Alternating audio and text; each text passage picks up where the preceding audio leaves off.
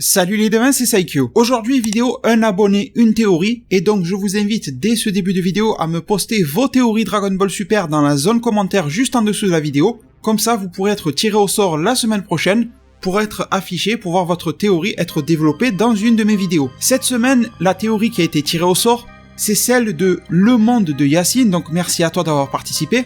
Vous allez voir qu'il y a une petite faute, je pense que c'est lié à son correcteur d'orthographe automatique, un truc comme ça, hein, c'est pas bien grave, qui nous disait: ma théorie, c'est que Verboss, donc, vous allez comprendre qu'il parle de Vermoud, le Akaishin de l'univers 11, de l'univers de Jiren, est-il un méchant? Parce qu'on ne l'a jamais vraiment su. Moi, je pense que c'est un clown tueur, tu comprends? Si tu me choisis, j'aimerais bien que tu répondes à la question: Verboss est-il un méchant? Le monde de Yacine, soit tu ne sais pas trop quel est le nom de ce Akaishin-là, et donc je te le dis, c'est Vermoud, surtout quand tu le transcris en français. En japonais, ça ferait plus Belmodo, et pour les Américains, ça ferait un petit peu Belmode, je pense. En tout cas, pour les francophones, c'est Vermoud, donc correcteur d'orthographe ou pas, c'est pas bien grave, on s'est compris, et c'est vraiment l'essentiel. Du coup, ta théorie, c'est vrai, n'est pas extrêmement développée, mais je trouve qu'elle parle d'elle-même, et elle est suffisante pour moi pour pouvoir en parler. D'ailleurs, petite information les gars, faites bien attention à ne pas avoir raté un épisode de Un abonné, une théorie. Je vous explique, parce que vous êtes nombreux à me laisser des commentaires avec vos théories, et ça me rend vraiment heureux. Ça veut dire que ça vous tient à cœur de pouvoir participer, de pouvoir proposer une théorie qui apparaîtra dans une vidéo, qui va être développée, etc. D'interagir ensemble, et ça c'est super cool. Mais il m'arrive très souvent quand même, c'est pour ça que je vous en parle, de tomber sur des théories que j'ai déjà fait dans mes vidéos Un abonné, une théorie. Je vous donne le plus gros exemple, les univers détruits. Vont-ils être ramenés à la vie, etc.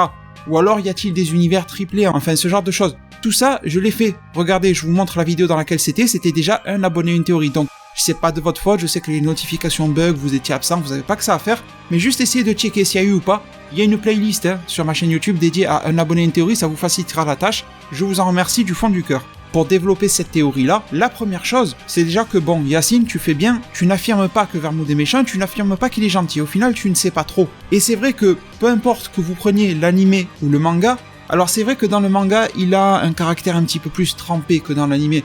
On le sent un petit peu plus joueur, on le sent un petit peu plus narquois, tu vois, des choses comme ça. Un petit peu plus même stratège, voire même un petit peu plus tourné vers les vices. Et même si ça n'a pas été retranscrit de cette manière-là dans le manga, faute de censure, hein, on a l'impression qu'il serait peut-être un petit peu plus attiré aussi par tout ce qui est plaisir corporel, si vous voyez ce que je veux dire, quand on le voit avec ses serviteurs qui ne sont que des femmes dans le manga en fait, et on voit qu'il y a une ambiance vraiment à la Joker de Batman. Et quand on se rappelle que lors d'une émission télévisée, Toyotaru avait également dit sur Vermoud qu'il comptait faire en sorte qu'il soit en couple avec son ange Margarita, sauf que l'idée a été rejetée par Toriyama par la suite, etc. C'est pas que l'idée est mauvaise, mais sous-entendu, je pense que ça fait bizarre. Un dieu de la destruction qui était probablement un mortel à la base, qui en plus se retrouve en couple avec un ange, c'est vraiment bizarre, tu vois, dans le principe.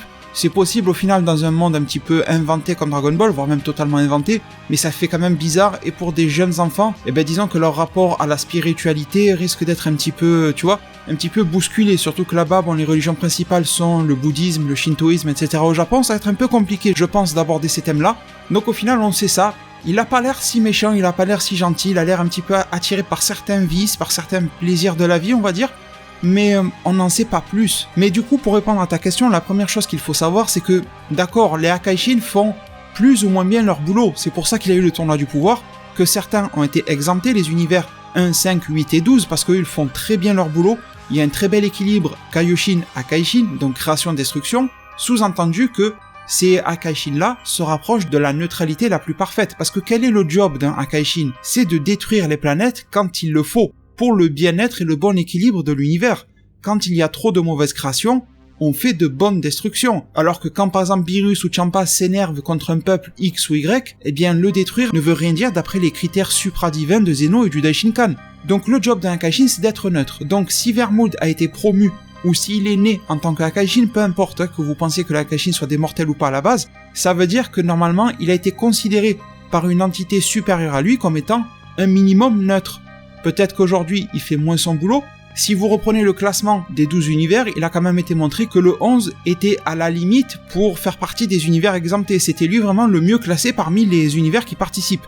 Donc, Vermoud fait quand même pas trop mal son travail. Il est dans la moyenne, même s'il fait pas partie des univers exemptés. Donc, il y a un certain niveau de neutralité supérieur à celui de Beerus.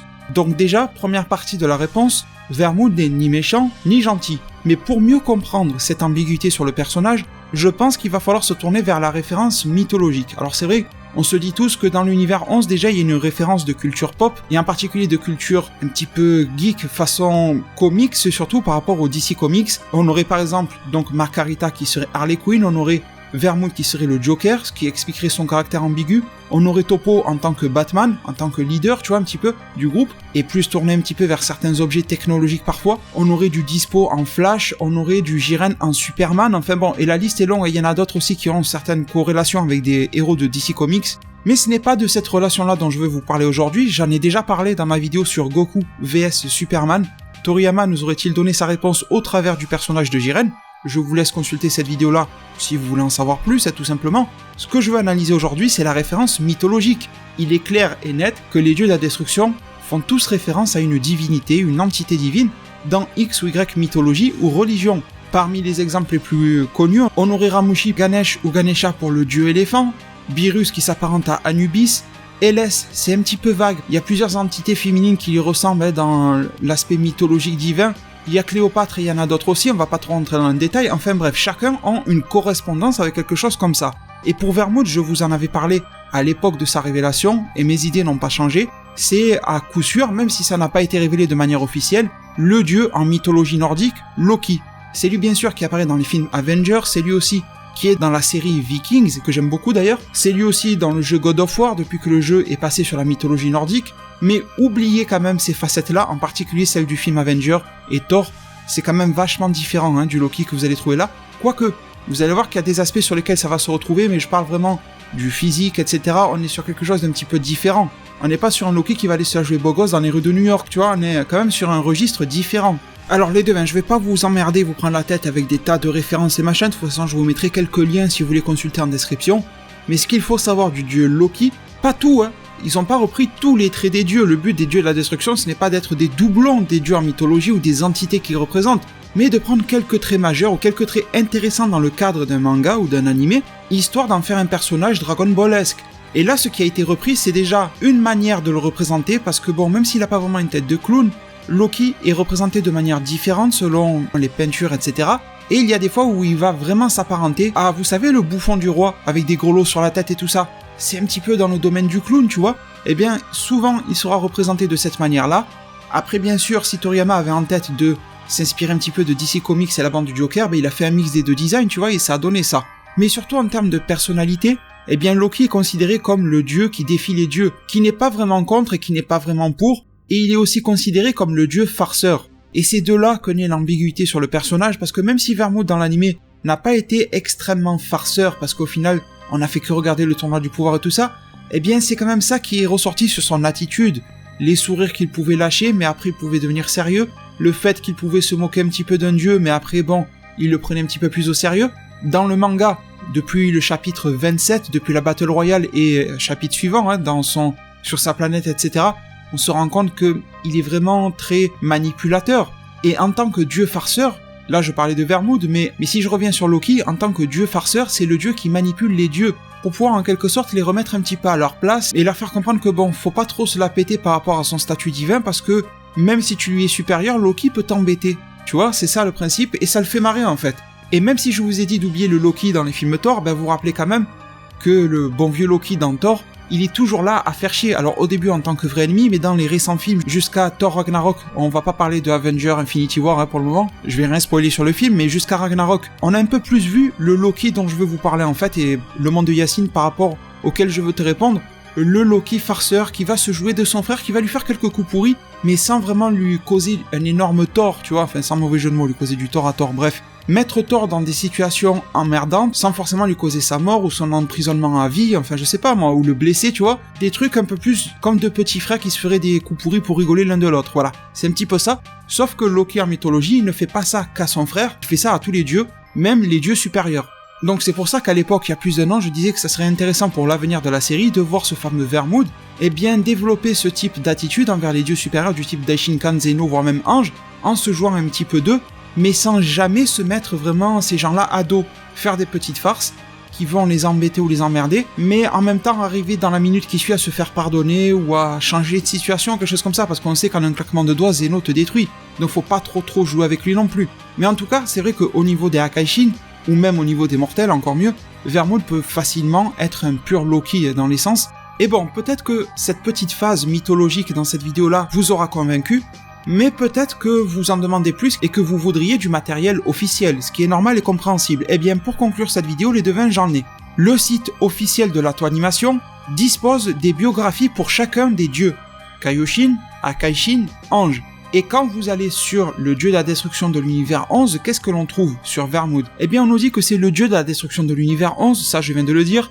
Il a un cœur qui ne supporte aucun mal, il est fier, entre parenthèses content, des accomplissements des Pride Troopers. Donc le monde de Yacine, et pour toutes les personnes qui écoutent cette vidéo, à partir de cet élément-là, on peut répondre très facilement et en analysant tout ce que je vous ai dit en fait, que ce Vermouth n'aura visiblement pas un aspect malsain ou maléfique comme le Joker dans Batman. Ça je pense que l'on peut oublier, c'était plus certains aspects, certains goûts, certains traits de caractère, tu vois, une certaine manière de jouer du Joker et bien sûr le physique de clown qu'ils ont récupéré sur Vermouth, sans forcément prendre le côté négatif du personnage. En associant ça au trait de caractère très joueur de Loki, quand on ajoute en plus ses agissements dans le manga et dans l'anime, on se rend compte que Vermouth n'a absolument rien fait qui soit mauvais. Quand on ajoute à ça le classement des univers, nous montrant qu'il était à la limite d'être exempté de tournoi, donc à la limite d'être considéré comme un bon dieu de la destruction, donc d'être suffisamment neutre pour plaire à Zeno et au Daishinkan, et maintenant en combinant ça avec le fait que l'on nous dit qu'il a un cœur qui ne supporte aucun mal et qu'il est fier des accomplissements des Pride Troopers,